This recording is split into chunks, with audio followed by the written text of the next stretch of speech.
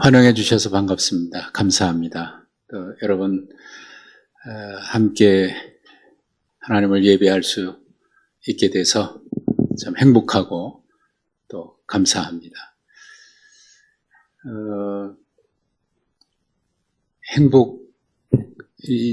이번 성의 주제가 행복이라고 말씀을 하셨어요. 여러분 이미 행복하시죠? 네. 우리는 이미 행복한 사람들입니다.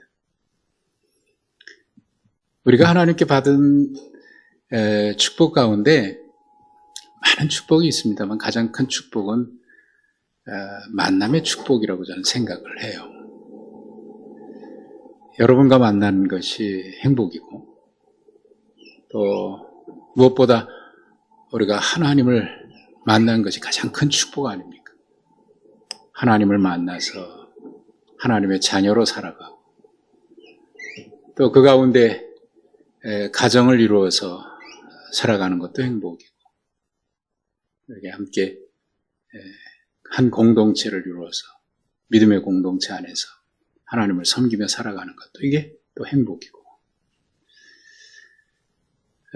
김만배 목사님 우리 교회 오셔서 한번 말씀을 전해주셨는데 사랑에 대한 말씀을 하셨어요. 사랑에 대한 말씀. 우리가 하나님 앞에 늘 애쓰고 힘써야 되는 거. 주님의 명령. 주님의 제자들에게 너희가 서로 사랑하면 이로써 너희가 내 제자인 것을 세상에 알리라 그렇게 말씀을 하셨는데 우리가 서로 사랑하는 주님을 먼저 사랑한 것이 아니라 우리가 주님을 사랑하기 전에 주님이 먼저 우리를 사랑하셨고 우리가 연약할 때, 죄인이었을 때, 하나님과 원수였을 때 그 사랑 말이죠. 그러고 보니까 이 교회 이름도 주사랑교회네요. 주사랑교회. 거기다가 만배. 김만배 목사님.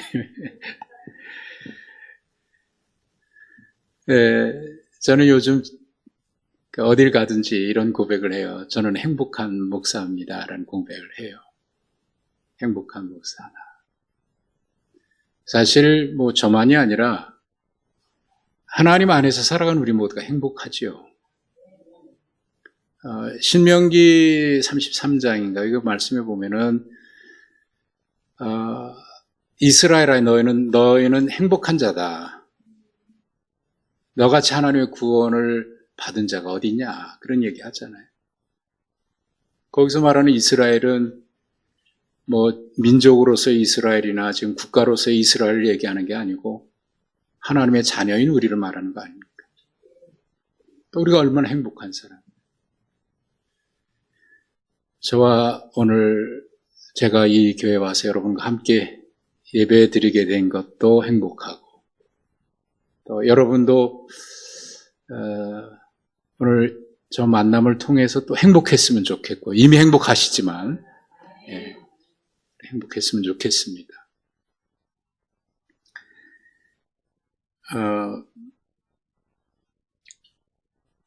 요즘 우리가 제목을 믿음으로 살아가기 그랬는데 믿음으로 살아가는 게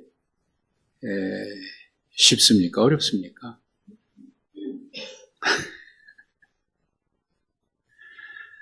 쉽지만은 않을 거예요.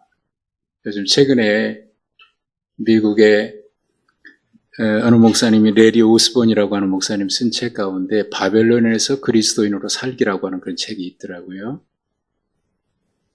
바벨론의 포로로 끌려간 이스라엘 백성들, 다니엘 우리가 대표적으로 알고 있고 그 외에 많은 사람들이 바벨론이라고 하는 그 세상에서 그리스도인으로 살아가는 게 쉽지 않잖아요. 그 문화 속에서 그리스도인으로서 믿음 지키면서 사는 것. 그게 어찌 보면 지금 우리 시대가 우리가 지금 하나님을 믿으면서 살아가는 것도 역시 바벨론에서 그리스도인을 살게 하고 비슷하지 않겠나 하는 생각이 듭니다. 조금 전에 주여 삼창하고 기도를 하셨는데 요즘 주여 삼창하는 교회도 많지도 않아요. 3년 동안 코로나 지나면서 그것도 잃어버린 것 같아요. 우리가 외형적으로 신앙생활 했던 거 좀 더 깊어지자, 내면이 성숙하자, 그렇게 3년을 지나면서 우리가 위기를 통해서 좀 더 주님과 가까워지고 주님과 더 깊어지고 그런 기회를 삼자 그랬는데, 인간은 어쩔 수 없이 환경의 지배를 받고 있잖아요. 그러다 보니까 편해지고 하다 보니까 우리 신앙은 많이 나태해진 것 같다는 생각이 듭니다.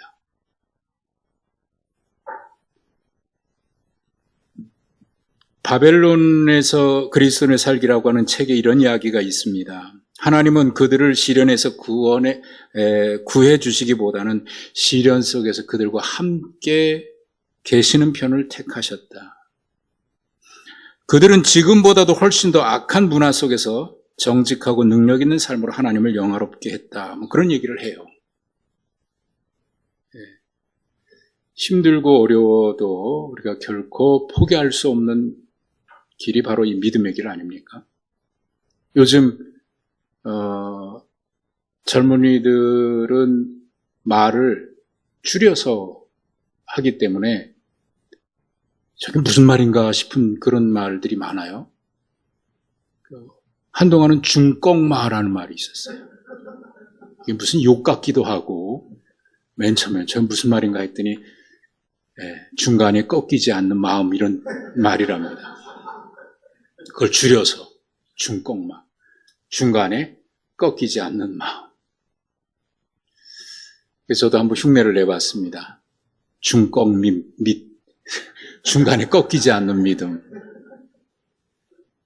우리가 가는 이 길이 힘들고 바벨론에서 사는 것처럼 힘들고 어려워도 결코 포기할 수 없는 길이고, 주저앉는다고 하더라도 완전히 엎어지지 아니하고 다시 일어서서 걸어가야 되는 길이 바로 믿음의 길 아니겠습니까? 믿음으로 살아가기. 이거는 우리가 주님 앞에서는 그날까지 끝까지 달려가야 될 길이라고 믿습니다. 우리 주사랑교회는 특별히 선교에 대한 열정이 어느 교회보다 많은 교회라고 제가 알고 있고, 또 목사님께서 그 일을 열정적으로 하고 계시고, 제가 감히 쫓아갈 수 없는 그런 열정으로 선교에 대한 대단한 열심을 가지고 계신 목사님, 그리고 이 교회. 사실 제가 오늘 첫 시간, 부흥의 첫 시간을 저를 불러주셨는데 감사하고, 날 정해지고 연락을 주신 그때부터 주사랑교회를 위해서 마음에 품고 기도하다 보니까 주사랑교회가 남의 교회, 우리 교회는 없습니다만은 내 교회 같은 마음으로 그냥 편안해졌어요. 그래서 오늘 하나님의 말씀을 함께 나누면서 이 바벨론 같은 이 시대에 우리가 믿음으로 어떻게 살아가는 것이 하나님께서 기뻐하시는 일일까, 그 이야기를 좀 저의 이야기와 더불어 말씀을 함께 나누고자 합니다. 오늘 말씀의 13절의 시작이 이렇게 되어 있습니다. 이 사람들은 다 믿음을 따라 죽었으며 그래요. 죽은 얘기를 합니다. 근데 사실 이 이야기는 중간에 생략된 말이 있습니다. 무슨 말을 하려고 하는 건지 여러분 짐작은 하실 거예요. 세번역 성경에는 분명히 나와 있는데, 이 사람들은 믿음을 따라 살다가 죽었으며 그렇게 되어 있습니다. 믿음을 따라 살다가 죽었다. 그러니까 우리 모두는 다 죽는 길에서 벗어날 수 없지 않습니까? 누구나 가는 길이고. 그런데 모두가 죽는 길은 죽게 되는데, 어떻게 살다가 죽느냐가 중요하지 않겠어요? 어떻게 살다가 죽느냐. 모두가 죽는데 어떻게 살다가 죽느냐. 여기에 말씀은 믿음을 따라 살다가 죽었다는 겁니다. 똑같이 죽었는데 믿음을 따라 살다가 죽었다는 거예요. 삶의 방식이 다양할 겁니다. 어떤 방식으로 사는 것이 옳고 그름이 아니라 각각 자기 나름대로 어떤 삶을 지향하고 살아갈 텐데 죽음 앞에 마주할 때 어떻게 살다가 죽었느냐에 따라서 그 이후에도 결정이 되니까 믿음을 따라 살다가 죽는 것이 참 복되거든요. 그리고 마지막 오늘 16절에 뭐라고 또 말씀하고 있냐면 내가 너의 하나님 된 것을 부끄럽게 여기지 않는다고 말씀하셨는데 이게 믿음을 따라 살다가 죽은 사람에 대한 주님의 위로고 칭찬이고 상급이라고 저는 믿습니다. 대단한 거지요. 내가 너의 하나님이라고 하는 것을 부끄럽게 여기지 않는다. 저는 이 말씀 볼 때마다요 너무 황송한 거예요. 내가 과연 그럴 만한가? 예? 하나님이 내가 너의 하나님 된 거 기뻐한다. 바꿔 말하면 네가 내 자녀인 게 너무 좋다. 그런 얘기인데 너무 황송한 거예요. 내가 과연 그럴 만한가? 근데 분명히 성경이 그렇게 말씀하고 있거든요. 어떤 사람들에게? 믿음을 따라 살다가 죽은 사람들.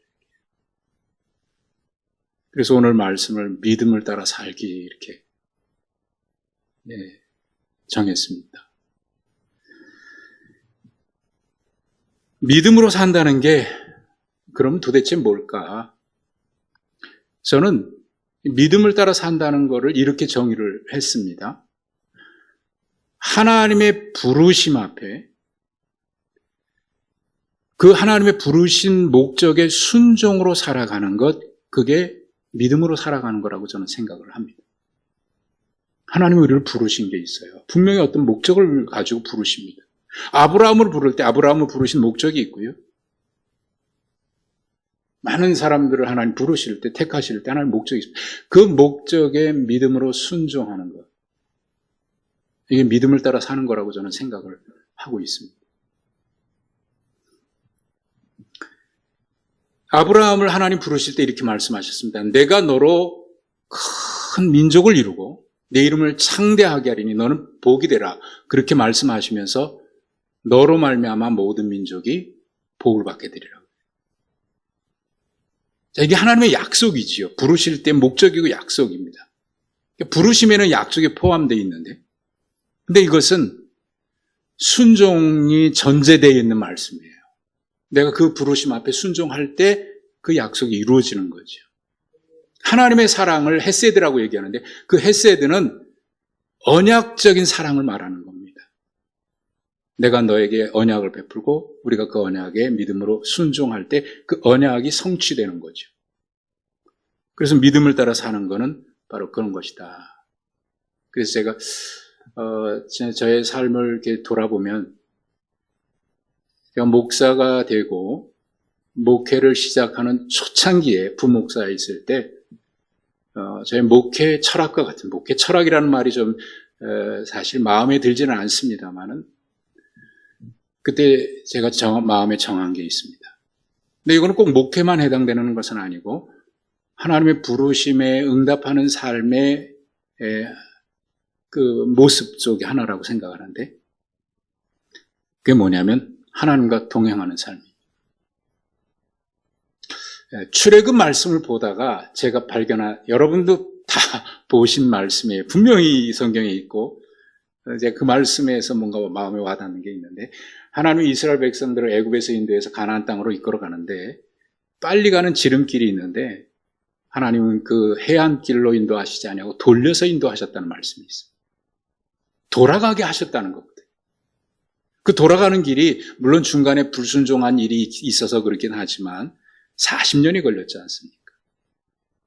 왜 하필이면 빨리 가는 길을 놔두고 돌아가는 길을 하나님이 가게 하셨을까? 그들을 돌려 인도하셨다고 분명히 성경 말씀하고 있는데 왜 그러셨을까? 그래서 말씀을 쭉 보다가 제 마음에 깨닫는 게 있습니다. 우리는 빨리 가고 싶고요. 빨리 성공하고 싶고 빨리 목적을 이루고 싶은데 하나님의 뜻은 빨리 가는 데 있지 않더라고요. 주님은 우리와 함께 가기를 원하셨다. 그래서 제가 그때 마음에 정한 게 있습니다. 빨리 가는 게 결코 빨리 가는 게 아니다. 돌아간다고 늦게 가는 것도 아니다. 늦게 가는 것 같아도 주님과 함께 가는 길이 가장 빠른 길이다. 제가 그때 제 마음속에 정했습니다. 빨리 가려고 하지 말고, 지름길을 찾아가려고 하지 말고, 주님과 함께 가면 돌아가는 것 같아도 결국은 그게 가장 빠른 길입니다. 그게 가장 안전한 길이고, 그게 가장 성공의 길. 성공이라는 말을 좀 쓰는 게 너무 세속적인 것 같아서 그렇긴 합니다만, 그러나 그게 성공이에요. 주님과 함께 가는. 그래서 행복에 대한 주제를 가지고 있는데, 주님과 함께 가는 길이면 광야 길이어도 행복합니다. 그게 행복이더라고요. 주님과 함께 가는 길. 두 번째 제 마음에 정한 게 있습니다. 믿음을 따라 사는 삶. 지금 하나님의 부르심 앞에 응답하자. 성경의 믿음은 언제나 현재형이에요. 믿음은 지금 믿음이지 이 다음의 믿음이 아니고 과거의 믿음이 아닙니다. 순종도 이 다음이 아니고 과거에 했다가 아니라 지금입니다. 지금. 세계 3대 금이 있다 그러죠? 값비싼 3대 금. 여러분 그거 갖고 계십니까? 황금이 있습니다. 소금이 있습니다. 지금이 있다죠. 지금. 근데 사실 제일 귀한 건 지금이라 그러잖아요. 누가 그런 말을 만들어냈는지 모르지만은 신앙은 지금입니다. 지금 하나님의 부르심 앞에 순종하는 삶이 믿음으로 응답하는 삶입니다. 13절에 이렇게 말씀합니다. 그들은 약속된 것을 받지는 못하였지만, 제가 읽어드리는 것은 세번역입니다. 약속된 것을 받지는 못하였지만 그것을 멀리 보고 즐거워했다 그랬습니다. 하나님의 약속을 받았습니다. 그런데 그것이 지금 우리 앞에 나타나지는 않았습니다. 그 하나님의 약속이 그런 거 많이 있잖아요. 분명히 약속인데 지금 이루어지지 않았습니다. 그래서 그것 때문에 시험에 들고 그것 때문에 낙심이 되고 믿음을 포기하는 분들도 있습니다. 오늘 우리 교회도 새가족 초청주의를 했는데 한 분이 몇 분이 오셨다가 그 중에 한 분이 등록카드를 내셨어요. 쓰라고 하지도 않았는데 내셨어요. 젊은 분인데. 그래서 만나서 잠깐 대화하다 보니까 10년 만에 교회 다시 나왔답니다. 10년 만에. 중간에 어떤 이유로 인해서 결혼하고 10년을 쉰 거예요. 우리가 이렇게 믿음을 잃어버릴 때가 있습니다. 하나님의 약속이 분명한데 약속이 우리 앞에 눈앞에 나타나지 않으니까 안 이루어진 것 같아서 약속한 걸 받지 못했지만 그래도 그걸 바라보고 즐거워하면서 살아가는.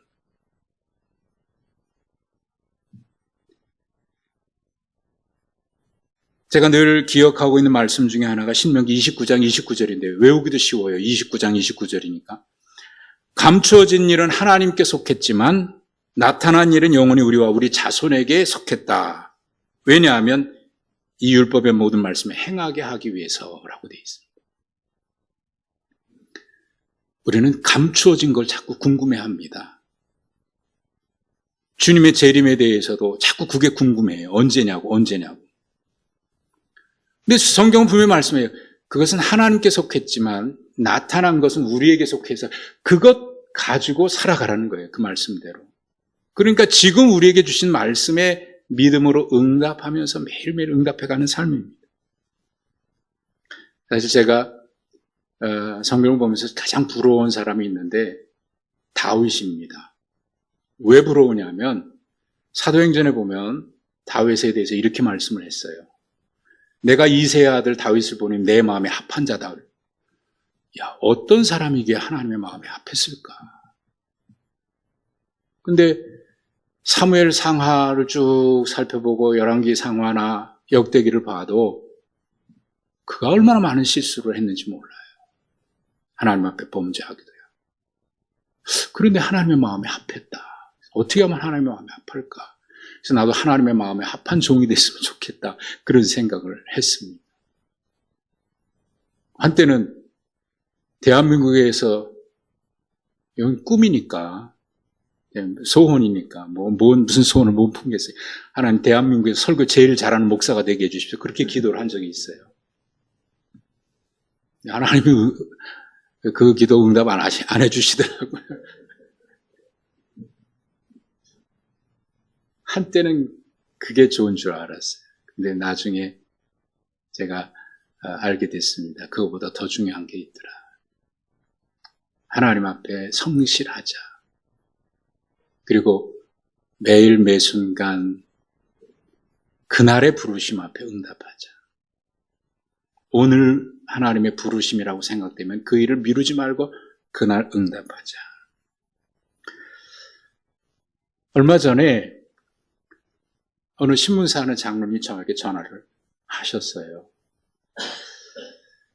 주사랑교회 김만범 목사님이 설교 중에 제 얘기를 하셨대요. 그래서 그 얘기를 듣고 생각이 나서 저에게 전화를 주셨답니다. 무슨 얘기를 하셨는데 전화를 하셨냐 그랬더니 제 간 기증한 얘기를 하셨답니다. 그래서 어디 가서 제 입으로 사실 이거 잘 부끄러워서 한 적이 없는데 죄송하고 그래서 이미 이제 알고 계시니까 좀 이야기를 좀 하고 싶은데 재작년 2년 전이죠. 3년 전이네. 3년 전에 11월 말쯤에 우리 교회 집사님, 지금은 권사님이신데 남편도 집사님이시고 전화를 하는데 울먹울먹하면서 전화를 해요. 집사님 무슨 일이시냐고 그랬더니 남편이 간 경화가 지나서 간암이 됐답니다. 덜커덩 하는 거예요. 근데 의사 얘기로는 치료가 될 수 있는 방법은 이식밖에 없다는 거예요. 색전술도 있고 절제도 있고 그런데 다 안 되고 이식밖에 없다는 거예요. 그래서 기도합시다. 우리 기도합시다. 하나님이 하실 일이 있으니까 기도해 봅시다. 기도하는데 간 이식밖에 없으니까 그럼 어떻게 기도해야 될까요? 하나님 누군가가 간 이식할 수 있는 사람이 나타나게 해주십시오. 그렇게 기도를 해야 될 것 같은데 그렇게 가만히 생각해 보니까 그렇게 기도하면 누군가가 죽어야 되는 거예요. 그래야 간 이식을 할 수 있잖아요. 가족이나 이렇게 할 수 있는데 가족 중에는 지금 없어요. 이분이 처가에도 그렇고 친가에도 그렇고 남편은 막내라 나이들이 다 많고요. 형제도 그렇고 딸 외동딸 하나 있는데 또 안 되고 부인 집사님도 작아서 안 되고 하나님 누군가가 이 기증을 하게 해달라고 그렇게 해야 되는데 한 사람이 식물인간이 돼서 이식을 하든지 해야 되는데 그 얘기는 누굴 죽게 만드는 이야기인데 기도는 뻔하더라고요. 네가 하라는 거예요. 제 아내한테도 얘기를 했더니 같이 기도하는데 제 아내도 그런 마음이 들었답니다. 그래서 그렇게 하자고. 근데 사실 그 얘기 듣는 순간부터 제 마음속에는 이건 내가 해야 되는 건데 하는 생각이 들었습니다. 그래서 전화를 했죠. 그랬더니 펄쩍 뛰죠. 안 된다고. 당연한 얘기일 겁니다. 누가 아유 감사합니다 하고 얼른 맞겠어요. 거기다가 교회 담임 목사가 그렇게 하겠다 하니까 펄쩍 뛰죠. 안 된다고. 여러 번 설득을 했습니다. 여러 번 설득을 하고 그렇게 해서 그렇게 하자고. 그래서 12월 당회는 이제 12월 셋째 주는 셋째 주에 당회를 하는데 셋째 주 당회 때 제가 그 얘기를 했습니다. 장로님들에게 일단 여러 가지 절차가 남아 있으니까 아직 확정된 건 아니니까 기도만 해주시라고. 그랬더니 이제 장로님들도 고민이죠. 한 분이 그래요. 이거 하라 그럴 수도 없고 말릴 수도 없고 이거 어떡하나. 제가 시험거리를 줬습니다. 12월 마지막 주 월요일 날 서울대병원에 갔어요. 제 아내와 둘이, 그리고 그쪽 집사님 두 부부. 가서 이제 사인을 해야 되니까 설명을 쭉 하는데 그분 얘기가 이거 잘못하면 둘 다 죽습니다. 그러는 거예요. 이식 받는 사람도 죽고 공여자도 잘못하면 죽습니다. 뭐 사실은 그 얘기는 그거 아니어도 병원에 가면 하는 얘기잖아요. 최악의 경우 수술하다가 죽을 수도 있습니다. 그래도 하겠습니까? 오케이, 그러면 사인하라고 그러잖아요. 근데 저는 그거 당연히 그렇게 생각이 됐는데 이 두 분 집사님도 그렇고 제 아내도 그 얘기 듣는 순간 그 이후에 아무 얘기도 안 들리더래요. 저 혼자만 다 얘기 듣고 설명하는 분하고 웃으면서 얘기하고 그러고 나왔어요.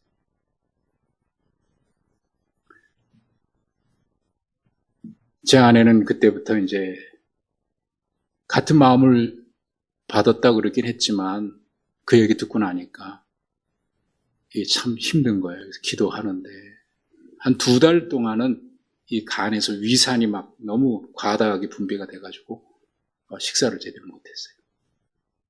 2달 동안 기도하면서.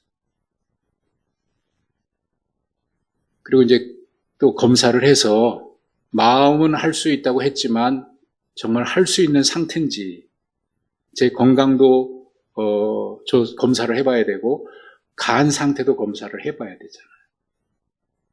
그래서 약속을 잡고 병원에 가서 이제 해야 되니까 그 기간 동안 검사해 보니까 지방간이 약간 높은 건 아니고 약간 정도래요. 근데 지금도 괜찮은데 가능하면 이제 또 국가기관까지 승인을 받는 기간이 있으니까 그 기간 동안 좀 살을 빼는 게 좋겠습니다. 그래서 제가 그때 73kg였는데 제가 평상시 73kg였는데 그때는 이제 코로나하고 제가 뭐 논문 쓰는 게 있어가지고 몇 개월 동안 앉아 있다 보니까 76kg까지 늘어났어요. 그래서 매일 저녁 1시간, 2시간을 이제 걷고 뛰고 그러면서 한 7kg를 감량을 했는데 그래서 가서 이제 검사를 했더니 간 상태가 아주 좋다고. 건강도 괜찮고. 다 좋은데 이제 문제는 이게 국가기관에 병원윤리위원회하고 국가기관에서 승인이 있어야 됩니다. 가족 간에는 그런 게 없는데 타인인 경우에는 장기 매매에 대한 우려가 있어서 그 윤리위원회 승인을 받아야 됩니다. 거기에 제 재산 공개 다 해야 되고요. 통장 다 공개해야 되고 그리고 제 정신건강 상담도 다 받아야 돼요. 왜 그러냐 그랬더니 자꾸 그걸 하길래 의사에게 물어봐요. 그거 왜 자꾸 묻냐고 그랬더니 하고 나서 좋은 마음으로 했는데 하고 나서 건강이 안 좋아지면 이거 괜히 했는데 그러면서 우울증에 빠져서 자살하는 사람들도 간혹 있답니다. 그래서 그 정신건강에 대해서 쭉 묻는 거예요. 그런 과정, 윤리위원회 심사로 갔는데 한 10여 명이 쫙 앉아있어요. 의사들 하고 이런 여러 10여 명이 앉아가지고 저에게 질문을 합니다. 저에게도 질문하지만 이제 이식 받을 집사님에게도 질문하는데 들어가기 전에 이런 얘기를 해요. 혹시 기분 나쁜 얘기 들어도 대답 잘 하세요 그러더라고요. 그분한테, 그 이식 받는 분한테. 이상한 질문을 하는 거예요. 당신 왜 가족이 있는데 안 하고 하느냐, 또 이제 돈 주고 하는 거 아니냐, 이런 것도 묻고요. 막 기분 나쁜 소리를 하는 거예요. 근데 먼저 윤리위원회 심사를 받았는데 한 30분 정도 한 것 같아요. 그러고 나오더라고요. 얼굴이 까매졌어요. 별별 얘기를 다 들은 것 같아요. 제가 들어갔더니 한 10여 명이 앉아있는데 이런저런 질문하고 편안하게 대답하세요. 그래서 아니 지금 앞에 나간 사람 보니까 편안하게 질문한 것 같지가 않더라고요. 그리고 이러한저런 일이 쭉 하고, 그다음에 국가심의기관 허락받고 7개월이 걸렸거든요. 마지막 병원윤리위원회 심사하기 전날 제가 이제 아들 하나, 딸 하나 있는데, 딸은 작은 애가 딸인데 간호사예요. 그래서 뭐 처음부터 이걸 알고 있고 우리 옆에서 살고 있고, 그 아들은 지금 독일에 가 있거든요. 성악을 해서 결혼해서 독일에 가 있는데 그 아이한테는 얘기를 못했어요. 그때 그 며느리가 둘째를 임신하고 있어서 혹시라도 이게 이제 좀 좋지 않을까 싶어서 얘기를 못하고 있다가 내일 윤리위원회 심사하러 가기 전날 밤에 전화로 얘기했어요. 왜냐하면 가서 물어보면 가족들 다 동의했냐고 물어보거든요. 그날 전화를 했어요. 영상통화로 이렇게 하는데 그 이야기를 했더니 아들아이가 말을 안 하더라고요. 한동안 말을 안 하고 눈물을 툭툭 흘리더라고요. 그리고 이제 전화를 끊었습니다. 그리고 난 뒤에 이게 지금 말을 못했던 것 같아요. 막 울 것 같아서 눈물 쏟아질 것 같아요.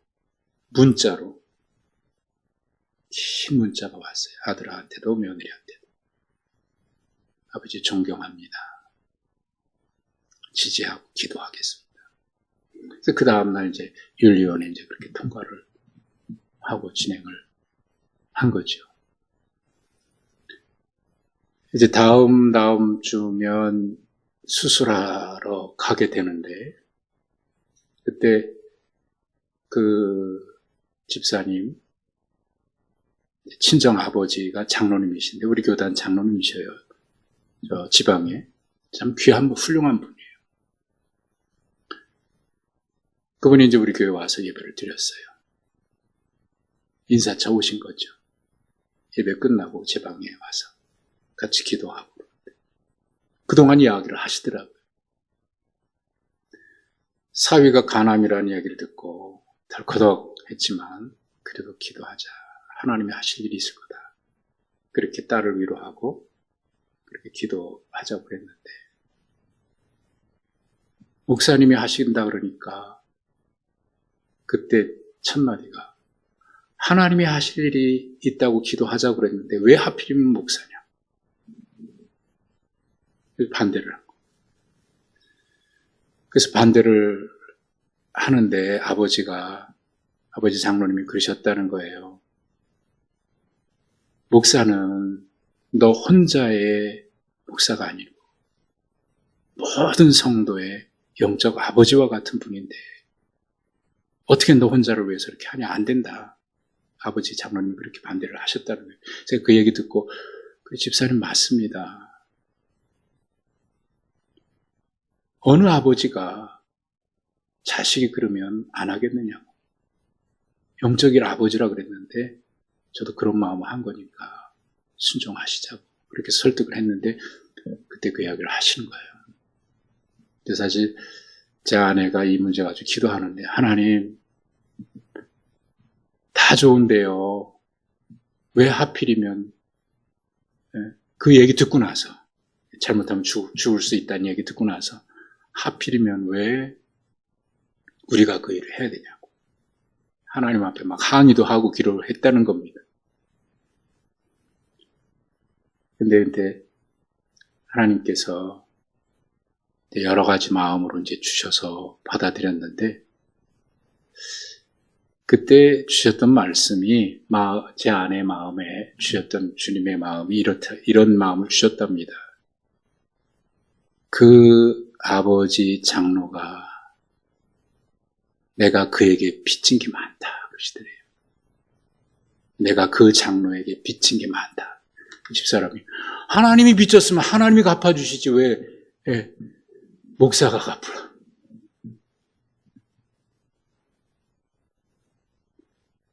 네 남편이기 전에 내 종이다 그러더래요.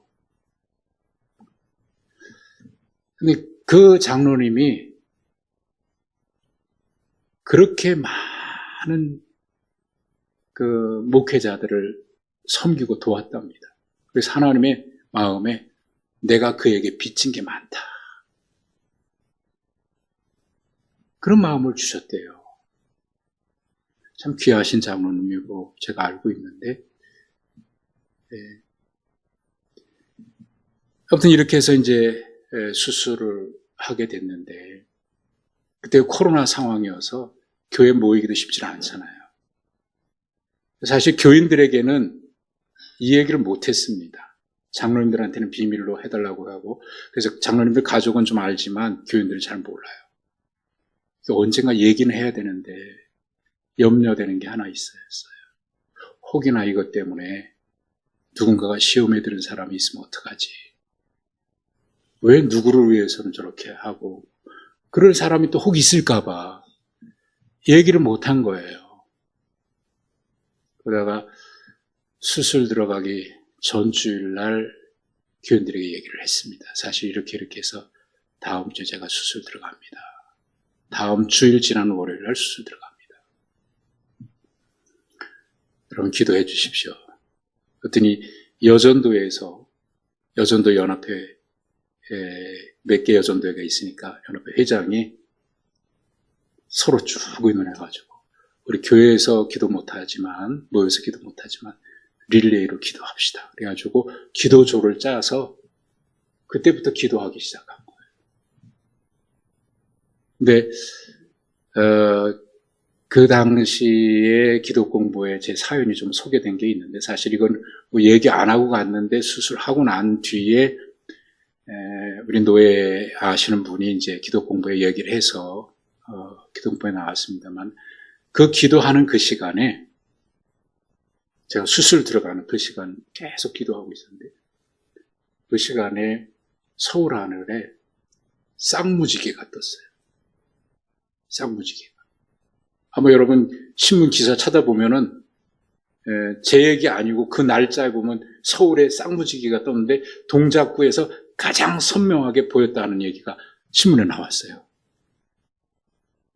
기도하는 그 시간에 제가 수술하고 나오는데, 그게 이제 막 교인들이 그걸 본 거예요.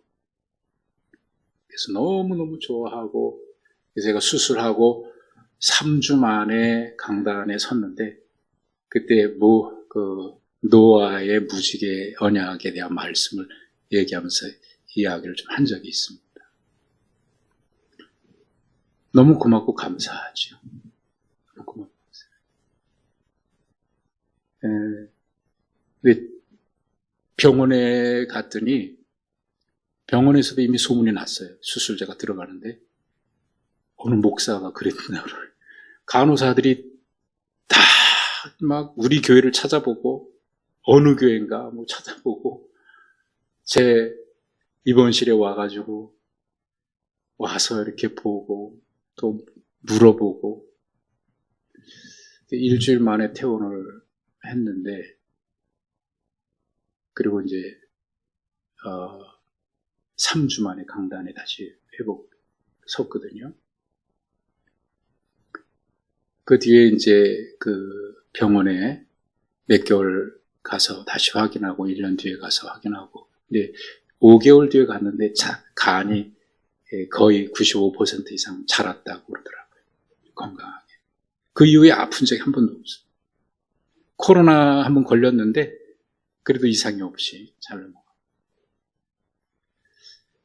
저를 수술하신 의사분이 그런 이야기를 하더라고요. 목사님 수술하시고 난 뒤에 기도 공부에 나가고 국민일보에도 나갔거든요. 그때 여러 목사님들이 병원에 전화를 해서 간 이식할 수 있는 그거에 대해서 많이 문의를 했다고 그러더라고요. 사실 저는 이걸 위해서 뭐가 되겠다고 하는 마음으로 한 건 아닙니다. 그냥 그때 하나님이 주신 마음에, 그래, 내가 그렇게 이야기를 하면서 나에게 주신 하나님의 마음인데 응답해야지. 그냥 그런 마음으로. 그냥 제 스스로도 제가 놀란 거는 두려움이나 걱정이나 염려가 하나도 안 되더라고요. 수술 회복도 정말 빨리 됐고요. 그저 감사할 뿐. 그때 아마 목사님이 소개했던 글은 아마 기도 공부의 첫 번째 그 글이라고 생각이 되는데, 그 이야기도 사실 기도 공부의 글을 제가 안 내려고 그랬는데 기자가 전화를 해가지고, 목사님 그때 하고 나서 한 2년 가까이 지나가는데 그 이후의 소식을 많은 분들이 묻습니다. 그러니까 써주시면 좋겠다고 그래서 이제 그 글을 쓴 건데, 그냥 제 마음에는 그냥 이것도 저에게 주신 기회라고 생각해서 감사하고, 그냥 감사한 마음으로 한 것뿐이에요. 그냥 그 부르심 앞에. 그때 하나님의 부르심이니까. 그때 하나님이 제 마음에 주신 마음이니까. 그래서 이런 거 저런 거 계산하지 아니하고 그냥 믿음으로 응답을 했을 뿐이에요. 그런데 그로 인해서 주신 은혜가 너무 많더라고요. 교회가 얼마나 행복한지 몰라요. 교우들이. 그때 교회 건축하고 나서 한 3년 정도 지났을 때인데, 제 마음에 하나님, 혹시 하나님 이것을 기뻐하신다면, 이 일이 기뻐하시는 일이라면, 하나님, 우리 교회가 사랑으로 하나 되는 것, 그것밖에 없습니다. 그래서 그 이후에 코로나 때도 우리 교회는 잔치하듯이 늘 예배 때마다 교인들도. 두 번째 글에 제가 이런 이야기를 썼는데, 장로님 한 분이 정말 어려운 결단을 하셨어요. 그래서 제 아내가 예배 시작 전에 조금 일찍 오시고, 장로님들 일찍 오시잖아요. 2부 예배 전에. 장로님 어떻게 이렇게 힘든 일 결단하셨어요? 그랬더니 장로님이 이런 대답을 하셨대요. 사모님, 목사님이 헌신하셨는데 장로가 목사 닮아야죠. 그렇게 얘기를 하셨다는 거예요. 그래서 이게 너무 고마운 거예요. 너무 고마워. 하나님이 또 이런 위로를 주시는구나. 사실 우리가 하나님 앞에 뭔가를 결심하고 또 응답할 때 모두가 작은 소원 같은 게 있을지도 모르겠습니다. 내가 이렇게 하면 하나님 기뻐하시면 복을 주시고 뭘 주시고. 근데 저에게는 그런 마음이 아니라 그냥 이미 받은 게 너무 큰데, 이미 받은 사랑이 너무 큰데, 독생자를 주신 그 사랑이 뭐가 어디에 비교할 수 있겠습니까? 로마서 8장 32절에 그 아들을 아낌없이 주신 하나님께서 그 아들과 함께 모든 것을 은혜로 주시지 않겠느냐 말씀을 분명히 하셨는데 뭐가 부족하겠습니까? 그 자체로 이미 행복하고 너무 감사해서 그래서 응답했을 뿐인데, 여러분 아까 다니엘 이야기를 잠깐 말씀드렸습니다만, 다니엘이 거기서 10일 동안 왕의 음식 안 먹겠다고 결심했다는 얘기가 1장에 나오지 않습니까? 그때 그의 나이가 한 14살이나 15살쯤 됐다고 보거든요. 그 나이에 여러분 먹는 거 참는 게 얼마나 힘들겠어요. 근데 그거 왜 지금 단식 투쟁하자는 거 아니거든요. 나라의 독립을 위해서 하나님의 살아계심을 드러내고, 이 땅에 우상 숭배가 무너지고 이 나라가 무너지고 하나님 빨리 이 나라가 회복되게 해주십시오. 그런 결단 가지고, 그런 결심 가지고 안 먹겠다고 한 게 아니고, 그는 그때 자기가 그리스도인이고 하나님의 자녀로 믿음으로 산다는 것을 보여줄 수 있는 아주 작은 몸부림의 하나라고 봐요. 하나님, 내가 이럴 테니까 이 나라가 무너지게 해주십시오. 빨리 이 나라에서 독립해서 우리가 다시 예루살렘을 돌아가게 해주십시오. 그런 거창한 기도가 아니고, 그저 그 소년 하나가, 하나님, 지금 내가 이 포로로 끌려와서 이 바벨론 문화 속에서, 우상 숭배 문화 속에서 살아가고 있지만, 여러분 보세요. 이름 다 바뀌었잖아요. 유대인들의 이름 속에는 여호와 이름이 다 들어가 있는데 그들이 이름이 바뀌었을 때 거기는 다 바벨론의 신의 이름이 들어간 거예요. 이름 바뀌었는데 그 왕이 준 음식을, 부정한 음식을 안 먹겠다고요? 그럼 이름도 바꾸지 말았어야지. 이름은 바꿔놓고 그 음식 안 먹는다고 무슨 거룩해지거나 뭐 그런 역사가 일어나는 겁니까? 이미 이름까지 다 바뀌어졌는데. 그 가운데서도 그는 하나님의 백성으로 내가 하나님의 은혜로 살아간다. 이 작은 몸부림의 결단이죠. 풀무불에 집어 던질 때, 새 친구도 던질 때 그리 아니하실지라도 하나님이 계시다면 하나님이 계시고 안 계시고가 문제가 아니라 내가 이 불 속에 들어갈지라도 하나님이 지켜주실 줄 믿는다고 하는 그 믿음, 그 믿음으로 그 속에서 살아가는 거죠.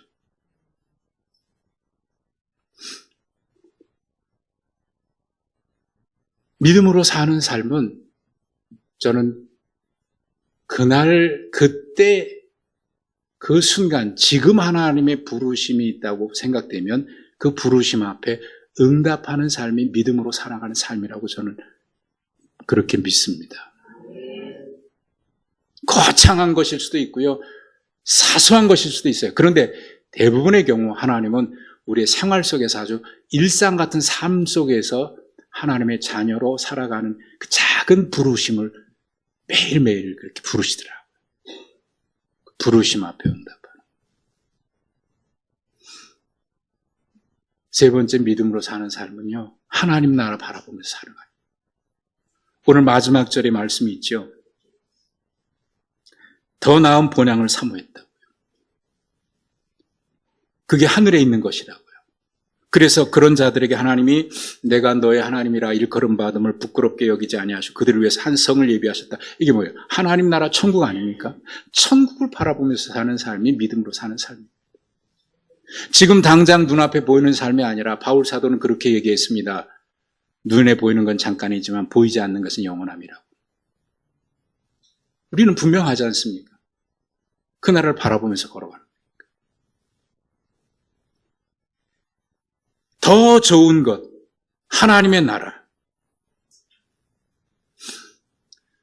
아브라함이 소돔과 고모라에 있는 조카 롯이 어느 날 그 북방 연합군에게 공격당해서 사로잡혀가잖아요.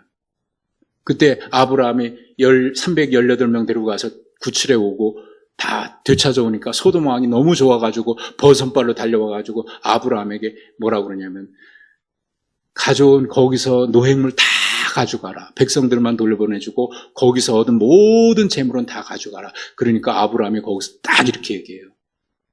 안 가져가겠다고. 그 이유는 단 한 가지입니다.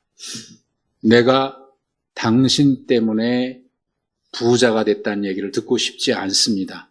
그러면서 딱 거절해요. 대단한 믿음입니다. 근데 여러분 생각해 보시면 지금 아브라함이 억지로 빼앗은 것도 아니잖아요. 소돔 왕에게 달라 그런 것도 아니잖아요.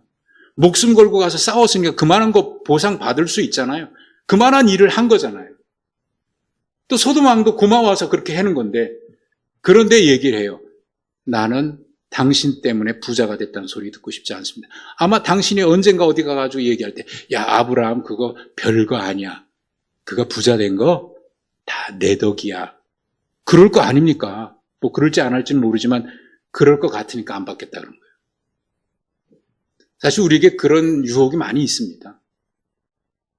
그렇다고 뭐 도둑질한 것도 아니고 나쁜 짓 한 것도 아닌데 거절을 해요. 왜 그런지 아십니까? 그 앞에 멜기세덱 제사장이 아브라함에게 이렇게 얘기해요. 천지의 주제시여 지극히 높으신 여호와여 아브라함에게 복을 주옵소서라고 선언을 해요. 그 얘기 딱 듣고 와서 소돔 왕을 만나니까 소돔 왕이 그 얘기하니까 딱 거절하면서 천지의 주제시여 지극히 높으신 하나님의 이름으로 내가 말하노니 당신의 것은 하나도 내가 실 오락이 하나라도 가지고 가지 않겠습니다. 열심히 좀 막 흥분이 됐던 것 같아요. 집에 돌아가니까 내가 왜 그랬지? 아니 내가 그거 나쁜 짓 한 것도 아닌데 그냥 하나님이 그를 통해서 복을 주실 수도 있는데 내가 왜 그랬지? 후회가 되는 것 같아요. 그래서 딱 15장으로 가면 하나님께서 아브라함에게 아브라함아 두려워하지 마라. 내가 너의 상급이고 내가 너의 방패다 그래요. 왜 그래요? 그러고 왔는데 집에 와서 가만히 생각해 보니까 잠이 안 와. 내가 정신이 나갔지. 그거 왜 거절해? 내가 달라 그런 것도 아니고. 내가 목숨 걸고 싸웠으니까 그만한 거 받을 만한 자격도 되는데 왜 내가 정신이 나가가지고. 하나님, 내가 그때 정신이 나가서 하나님 앞에 서원했습니다. 하나님 앞에 내가 뭐 하겠다고 서원했습니다. 집에 돌아보니까 그때 말씀 듣다가 갑자기 흥분돼가지고 서원했는데 집에 와보니까 괜히 한 것 같아. 그런 마음이잖아요. 하나님이 말씀하시네. 야, 걱정하지 마. 내가 너의 상급이야. 내가 너의 상급이야. 여러분, 이것이 우리가 바라보는 삶이라고 저는 믿습니다. 영원한 거 바라보는, 영원한 하나님 나라 바라보는. 조카 롯이 삼촌인 아브라함이 네가 먼저 해라 그러니까 좋은 거 선택하잖아요. 좀 버릇없지. 네가 먼저 해 그래도 아유 어떻게 제가 먼저 합니까? 어른이 먼저 하셔야지. 그럴 줄 알았는데 낼름 먼저 선택하거든요. 아유 요즘 사람들은 참 예도 없지. 내가 인사치레를 한 번 했으면 지도 한 번쯤은 거절해야지. 막 그런 마음이 들었을 것 같은데 하나님이 너 그 자리에서 동서남북 바라봐라. 다 너에게 줄게 약속하지. 저는 그 말씀 보면서 제가 깨달은 게 있었어요. 여러분, 먼저 차지한다고 결코 좋은 거 가져가는 게 아닙니다. 남들 선택하고 난 다음에 찌꺼기 가져간다고 나는 찌꺼기 갖는 게 아닙니다. 하나님은 당신이 주시고자 하는 자를 위해서는 누가 먼저 하고 먼저 해도 남겨두십니다. 저는 그때 그 말씀을 통해서 제가 그런 깨달음을 가졌어요. 그래서 막 누가 치열하게 앞서가지고 먼저 차지하고 막 싸우려고 그럴 때 그래 봐. 하나님 내 거 주실 것, 내 거를 너한테 주지는 않는다. 네가 가져갈 거 따로 있고 하나님 내게 주실 거는 남겨줄 거다. 여러분 이게 하나님을 믿고 사는 삶이라고 저는 생각을 했어요. 영원한 하나님 나를 바라보는 삶. 제가 어느 교회 가서 들었던 이야기인데요. 세미나 가서 들었던 이야기인데 강원도 산골에 어느 목사님이 아주 산골에서 목회를 하시는데 사모님이 병이 들어가지고 수술을 몇 차례씩 한 거예요. 10번 이상 수술을 했대요. 그러니까 이 목사님도 사모님도 늘 교인들한테 미안한 거예요. 그리고 그 마을 동네 산골이니까 사람들 다 뻔히 알잖아요. 하나님 덕이 안 돼요. 덕이 안 돼요. 늘게 미안한 마음에 그러고 있는데 어느 날 또 덜커덕 목사님도 병이 나가 수술하게 됩니다. 그 수술 들어가기 전에 수술대 딱 누워있는데 너무 서럽더랍니다. 하나님 내가 뭐 딴 거 바란 것도 아니고 그저 주님 일에 헌신해서 이 길 걸어왔는데 이 산골짜기에서 제가 뭐를 바라고 한 것도 아니고 그저 그냥 하나님이 보내신 것이다 생각해서 이렇게 왔는데 덕이 안 돼요. 거기다가 자기까지 이렇게 병이 돼서 수술을 하게 되니까 너무 서럽더랍니다. 눈물이 쭉 나. 하나님 차라리 오늘 수술 받다가 하나님 저를 불러주세요. 수술대에서 그런 기도를 했답니다.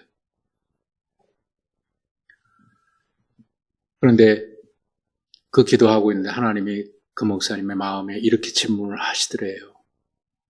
종아, 힘들지? 억지로 참으면서 눈물을 흘렸는데 힘들지. 그러니까 막 참았던 눈물이 폭포수처럼 막 쏟아져 나오더랍니다. 막 서러움에 목 받쳐가지고 힘들지 그 한마디에 참았던 게 막 터져 나온 거예요. 하나님 힘들어요. 너무 힘들어요. 그렇게 울면서 기도하는데 그 뒤에 그래 너 고생 많았어. 그런데 너 불행하니? 그렇게 물으시더랍니다. 그 말에 그 질문에 그냥 콱 대답이 막힌 거예요. 힘들고 어려워서 하나님 나 여기서 이제 수술이 그냥 부르셨으면 좋겠어요. 그렇게 기도했는데 하나님이 고생한다 그러니까 눈물 흘리고 힘들지 그러니까 쏟아졌는데 그래서 불행하니 하는데 생각해보니까 힘들었지만 불행하지는 않더래요.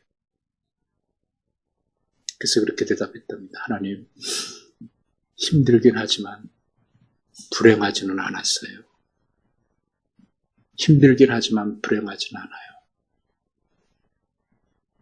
그리고 수술받고 나와서 건강 회복해서 그전에는 왜 나는 요거밖에 못하나 나는 왜 요 정도밖에 안 되나 그전엔 늘 죄책감 거기다가 수술 몇 번씩 하고 그러니까 늘 미안함과 죄책감에 그냥 어깨가 늘 처져 있었는데 그 이후로 그런 마음이 싹 사라졌대요.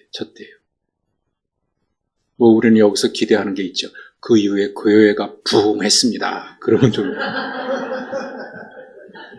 그런 건 아니고 그의 마음이 이제는 그런 마음이 없어요. 행복하게 기쁘게 이게 사명이니 하면서 기쁘게 목회하고 있다는 이야기를 들었습니다. 그렇습니다. 우리가 믿음 생활하는 게 평안한 길 가자고 하는 게 아니지 않습니까? 힘들어도 결코 중간에 꺾이지 말아야 될 길이고 낙심되고 시험에 들 일이 있어도 결코 우리가 포기하지 말아야 될 길이 있다면 바로 이 길이고 이 길이 얼마나 귀한 길인데 하나님의 은혜와 사랑으로 응답한 이 길이 얼마나 참 복되고 영광스러운 길인데 힘들지요. 때로는 포기하고 싶은 마음도 인간이니 왜 없겠습니까마는 그럼에도 불구하고 이 길이 행복한 길이니까. 여러분 힘든 거와 불행이 꼭 같은 건 아니죠. 힘들지 않다고 행복한 것도 같은 건 아니죠. 힘들어도 그 길이 행복한 길이면 넉넉히 감당하죠. 그래서 이 말씀 끝에 저는 정말 이게 우리가 이 말씀을 받을 수 있을까 싶은 놀라운 엄청난 축복의 말씀이 있는데 내가 너의 하나님 된 것을 부끄럽게 여기지 아니한다. 참 우리가 그 복을 받아도 되나? 그만한 복을 받을 만한 자격이 있나? 그런데 하나님의 말씀이니 얼마나 감사한지. 여러분 우리는 이 길을 걸어가니까 행복한 삶을 꿈꾸라. 여러분 우리는 이 길 행복하게 걸어가고 있는 줄로 믿습니다. 신앙생활은 행복한 길입니다. 가장 복된 길입니다.